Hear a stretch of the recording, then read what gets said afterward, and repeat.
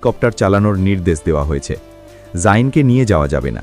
Anna কোনো উত্তর দেয় না এবং তারা তিনজন দৌড়ে আসে। এক পর্যায়ে অ্যানা দেখতে পায় যে একজন গর্ভবতী মহিলা যন্ত্রণায় চিৎকার করছেন এবং তার স্বামী সাহায্য চাইছেন। অ্যানা সাহায্য করার চেষ্টা করে, কিন্তু পরিস্থিতি তাকে চলে যেতে বাধ্য করে।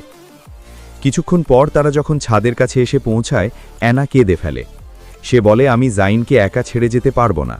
কিন্তু এটা ছাড়া কোনো উপায়ও ছিল না। কিছুক্ষণের মধ্যে হেলিকপ্টার নেমে আসে আর অনেকগুলো সিকিউরিটি গার্ড এসে জাইনকে অ্যানার থেকে আলাদা করে নেয়। অ্যানা কাঁদতে কাঁদতে হেজোর কাছে সাহায্য চায়, কিন্তু হেজো কোনো সাহায্য করে না। শেষবারের মতো অ্যানা জাইনকে জড়িয়ে ধরে এবং দেখে সিকিউরিটি টিম হেজোকে মেরে দিয়েছে। সিকিউরিটি টিম জাইনকে অজ্ঞান করে তার স্মৃতি এবং তথ্য সবকিছু নিয়ে নেয়।